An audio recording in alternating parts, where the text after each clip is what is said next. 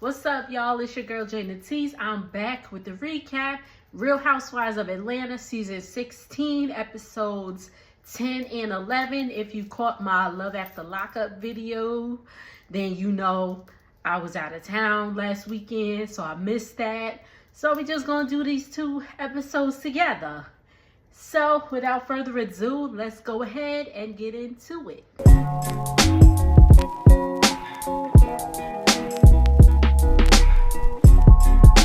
I may or may not have had a little something to sip on.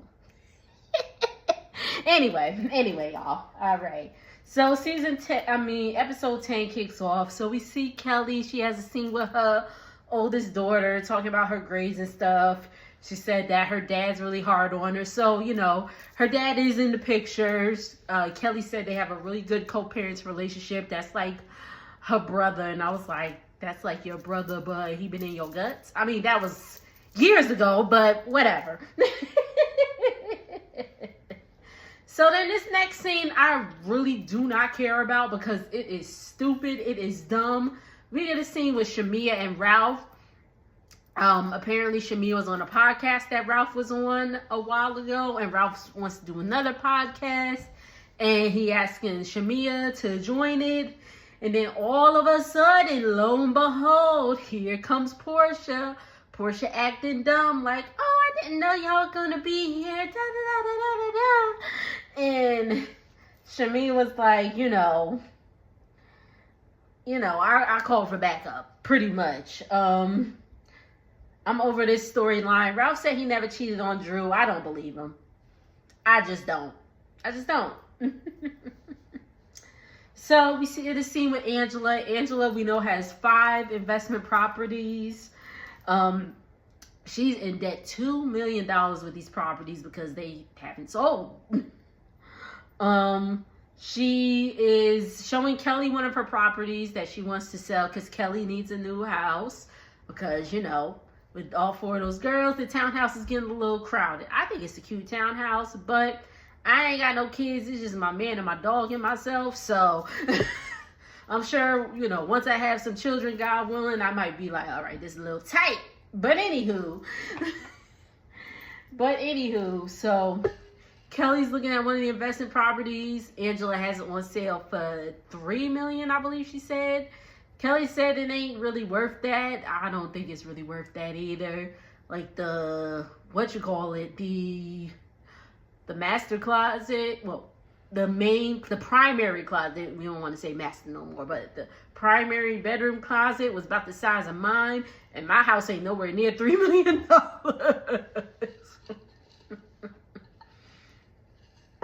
All right, so then we get some clarification from Angela about the whole baby thing. So she was out with Wendy Williams, her husband, Wendy, and she had told Wendy, it's only a baby, blah, blah, blah. This is the time when Wendy's husband, or ex-husband, I should say, had, the baby with his long-standing, long-term side piece, which I actually think they broke up now, had their baby together. And Angela said that she was referring to Amari's father, like he had a baby on her. Whatever. Okay? And then, but she did say Charles, had some infidelity. They took a break and all that stuff in their marriage. And then Angela brings up, Shamea, the whole Shamea, feeling a way about Portia, not showing up to her wedding, blah, blah, blah. We're going to get into that more with, episode 11. So Britt and her husband are having a scene. I honestly forgot about Britt. I forgot about Britt, and as you know, Britt's mother is about to move in with them, so she's like, what's her husband's name? Mike. She's like, Mike and I, we're used to walking around half naked and all that stuff, and I was like, I feel that because me too, us too. Sorry for the TMI, but my house. So, she has to, not walk around half naked with her mama in the house. I mean, I guess she could. It's her mama, but, you know, her husband can't. But anyway. I mean, I'm sure she don't want to.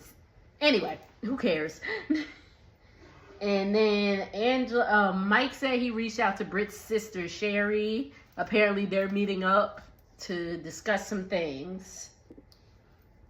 Angela invites Portia over to her investment property because she said, there is no way I would invite a woman who said she would F my husband to my home. And I was like, that part, Angela, that part. So they play a game of tennis. They sit down and, you know, Portia meets Angela's daughter, Mari. And, you know, she tells Angela, she's like, you know, that's the one that got married. And she's like, yeah, that's the one that got married. Angela talks about how her daughter ran off and got married in a sense of rebellion because Angela's like a helicopter mom and all that stuff. But Angela said that, you know, they're good with it now. Angela's daughter is married to a woman. She said she's a very nice girl and it's all to the good. Great. Okay. And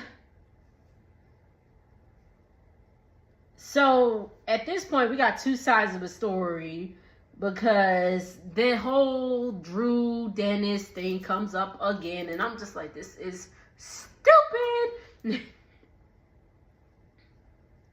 So, I'm sorry, y'all. Angela said that Drew was saying that the money they're making can contribute towards a college fund for Pilar. And Portia said that that's not what she heard from Shamia. Shamia said that Drew said she can make so much money she could send Pilar to college. So what Drew really said was the way everything goes is going to pay for PJ's whole college. Angela then brings up how Shamia feels like Portia didn't want her in the group. Portia said that is not true. Angela goes on to say that Shamia feels the relationship is one-sided and she does not want to feel like she is Portia's lapdog and that Shamia is afraid to bring it up to her. So then all of a sudden Portia's, she has a fan and she's just like, she started crying. And I'm like, girl, you ain't crying. Y'all like my fan? I got it from Disney. But she gets the crying and she leaves. And Drew says that at this point, so we get a scene with Drew. She says at this point, the kids do not know that they're splitting up because it's court ordered that the kids do not know at this point. And I'm like, that is absolutely crazy. She said the courts will tell them when they can tell the kids that, you know, mama and daddy ain't gonna be together anymore. And we see a scene with Drew and her life coach. This episode really didn't give too much. The next episode was really better, but we get on to Portia is having a Pampered by Portia event. Y'all know Portia has, you know, her sheet set. Have y'all tried Pampered by Portia? Let me know what y'all think. Maybe I'll consider investing in some. I need new sheets anyway. So again, we see, you know, people setting up with her. We see Portia's cousin Londi, who again, unfortunately passed away. R.I.P. to her. I believe she passed like not too long after that scene was recorded. So R.I.P. Londi. But so everybody's arriving to the event. Britt is telling, I believe she told Kelly that the conversation with her sister Sherry and Mike went well. Don't really care. And everyone looked nice in their lingerie. Kelly being the extra one, I believe she had on white. Angela had on like brown and cream. Shamia had on purple. Portia had on red. I don't really remember. No, Britt had on red. Portia had on white. I think Kelly had on gray. Cynthia had on black.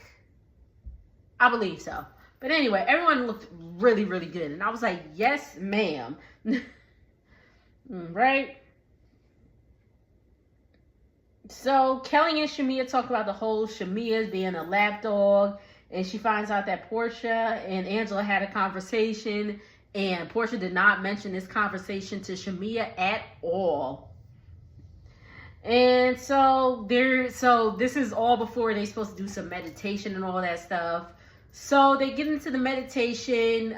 Portia's sister Lauren is handling the meditation and all that stuff. And she's like, just relax and lay back. Everybody laying back but Shamea. Shamea's sitting up like...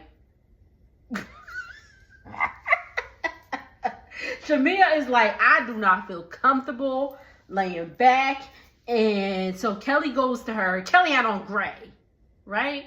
I believe Kelly had on gray. Anyway, she goes over to talk to Shamea. And Shamea's like, I just don't feel comfortable and that stuff. And Portia sits up. She's like, shh, shh. She's trying to shush her and all that stuff. So after the meditation, Portia and Shamea go back and forth. It was to no resolve. That's pretty much the end of that episode. Again, didn't really give too much. Let's go ahead and go into the next episode. So episode 11 opens up with Angela and Charles getting together. They're outside. They're at a rooftop eating and all that stuff. And Charles is still working. He retired, but he's still working. He's a coach for a Big 3 league. So that's what's up. Shout out to the Oakman. If you a Knicks fan, Anyway, Angela tells Charles that she reached out to her sister. I guess the sister didn't give clearance to be mentioned on the show or like her picture, because anytime they showed her picture, they would blank her face out, or they said her name, they would bleep it out. So I guess she didn't give clearance to, be on the show or be mentioned on the show like that. So, Angela's reaching out to Charles for some advice and like how to handle the situation. And Charles is just like, keep it pushing. And I was like, I feel that because Charles is just my dude, like my dude is the type where it's just like, you're not like, I'm not going to keep prying and prying. Like, I'm going to just keep it pushing. So I totally relate to that. So, but anyway, we get a scene with Cynthia, Portia, and Angela meeting up at the bowling alley. They joking around because Cynthia's like, oh my God, Portia got this bodysuit on with her big old badonkadonk. And Angela's like, can we put the bumpers up? And I was like, I feel that because I love bowling, y'all. I love bowling. It's fun. I just can't bowl. I'm absolutely terrible, but I had fun doing it. So I'm like, side note. So like, some of like my coworkers got together and all that stuff. This is about a year ago now. And I didn't know like how high tech the bowling things are now, because like, you used to be able to put the bumpers up like for the whole game and all that stuff for like, whoever's bowling. But now it can move down, like the bumpers can move up and down, like depending on the bowler. So my coworker, she bought her son, who was like, I think like 2 going on 3 at the time. So he obviously had the bumpers. So when it was his turn, they went up. And when it wasn't his turn, they went down. And I was like, hold on, wait a minute. So I got beat by a 3-year-old because he had the bumpers and I didn't.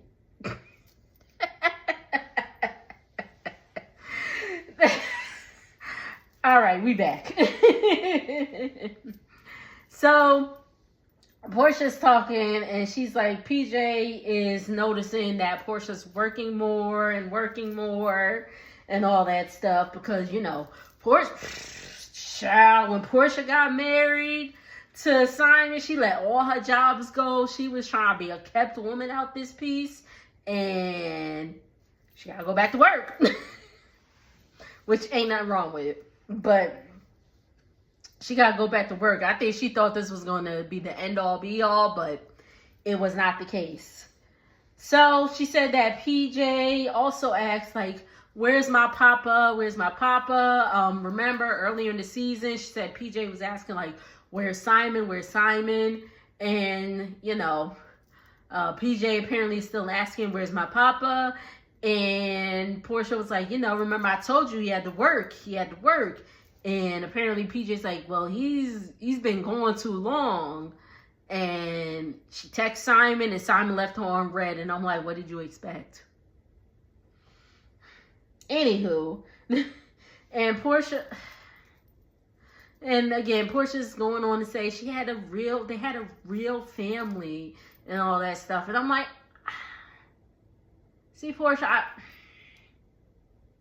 I want to feel for Portia because I like Portia.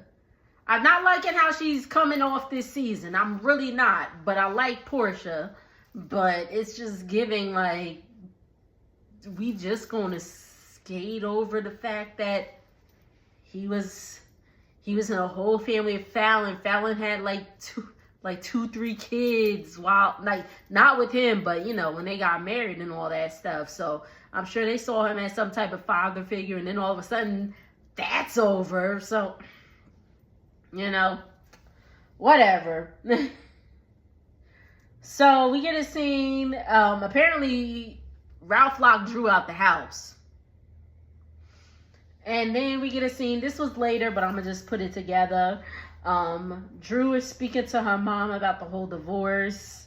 And Ralph and his lawyer are trying to recuse Drew's lawyer, trying to dismiss the lawyer on the case. Craziness.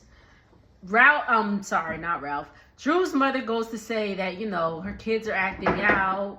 Again, remember, they can't tell the kids about the divorce yet, but the kids can obviously tell the difference because why is daddy in the basement like a stepchild? But, you know, Drew's mom is saying that the kids can't, you know, the kids are acting out. They're not even listening to her. And you know, once grandma say, stop, you stop, you freeze. The kids ain't even listening to her. Drew gets all emotional. We get a scene with Angela and her mother. And first things first, I would like to send my condolences to Angela. She posted that her mother passed. You know, she said that, you know, this week's episode featured my mom. She has passed unexpectedly, so I don't know if she passed like recently, like in the last few days or weeks, or, you know, shortly after filming that scene. But, you know, rest in peace to Miss Angela's mom. I couldn't even imagine, but I just hope Angela's okay. And, you know, I hope that, you know, her and her sister have come to some sort of resolution and all of that stuff. But anywho, Angela said that she bought her mom and her sister a house, but Angela's mom has moved out and they've got their own, and she's got her own house. She said that she wants to, you know, be more self-sufficient and all that stuff. So that's where that is. And she brings up when the sister got in Amari's face, and Angela, I guess this brings back old memories to her, where Angela said, you know, when her and her sister used to get into it, the mother wouldn't really say nothing or, you know, never stood up for Angela. Then they get into apparently Charles and Angela's mother had gotten into it, and they hadn't spoken in 3 years, which is insane. But the mom says she will apologize to Charles, although Charles is close to her age. I don't know how old Oakman is now. I think he's in his 60s. So Angela's got to be in her 40s. I know she reads older, but that outfit she wore to the bowling alley was cute, you know, but she reads older. I'm not going to hold you. She reads like in her 50s, but she says she's 44. So I'm going to go with she's 44. Because if the mama is saying that Charles is close to her age and Charles is in his 60s, then I'm going to say Angela's 44. But anywho, so even with that, I hope that, you know, Charles and his mother-in-law came to some sort of, you know, resolution before she unfortunately passed away. We get a scene with Kelly and Chloe. Kelly's teaching Chloe how to drive. You remember she's 17. And she's having a heart attack at the same time. I see why my parents hired a driving instructor for me. I can drive, though. I can drive. But listen, their anxiety mixed with my anxiety, it wouldn't have been good. So, yeah. Chloe said she want a BMW, and Kelly's like Kelly's like, I'll buy the car, but you gotta maintain it. Chloe plans on, you know, working at the restaurant and eventually running a restaurant. So we'll see. I'm like, Kelly, I mean, apparently they got the money, you know. We're gonna assume that they had the money, they got more money than me. But I'm like, Kelly, if you don't get that girl a cash car and keep it moving. Listen, my first car was given to me. My first car was a 2000 Ford Focus that my grandfather had before I had it. So when I got it, now mind you, my grandfather like drove this car. Like he drove it back and forth to North Carolina and all that stuff. So when I had it, it had way over 200,000 miles on it. I had it for about a good 2-3 years before I got my car. But anyway, and you know, Kelly lets Chloe know that, you know, when you're driving, you have to drive not for yourself, not just for yourself, but for everyone else in the road. I wish Texans understood that, because so Shamea is starting to, you know, explain her grievances. She's talking about, you know, how Portia is getting very dismissive when it comes to like things like her music and all that stuff. And Portia lets out a loud, and I was like, you kidding me? So Shamea was like, am I boring you? And Portia's like, I'm just taking a breath. And she's like, I'm just taking a breath. This is uncomfortable. And Shamea brings up that Portia's being dismissive of, you know, her qualms. And then we get into how Shamea goes into how Portia's mom was saying that, you know, watch who brings the bone and all that stuff. And pretty much to watch Shamea and all that stuff. And I'm just like, bye, girl. Because apparently there was some issue, because remember, Portia and Shamea have been friends, I believe, since high school, middle school, around there. But their moms, or like their family was friends before. Their moms were friends before. And this was in episode 10. Apparently they had a falling out. And the producers asked Shamea, like, you know, what was the falling out about? Shamea said she didn't want to get into it. So, you know, the moms were really good friends, but now they are not. Okay? And all that stuff. And Shamea goes in and jumps into saying that she wishes they could have the relationship off camera, on camera. And apparently Portia said they'll have to pay me for that. So, all right. Now Portia's like, why are you trying to argue with me on the show? Shamea, this is too much. Stop, Shamea, stop. And she gets up. She gets up and she goes into the bathroom and she's like, you're okay. Allegedly crying. Because I'm going to say, because she wasn't crying in episode 10. So I don't think she's crying in episode 11. Anyway. So I'm going to bed after this. So they get back to the table, or Portia gets back to the table rather, calls the waitress and she's like, you know, we'll take our food to go. And Shamea is just like,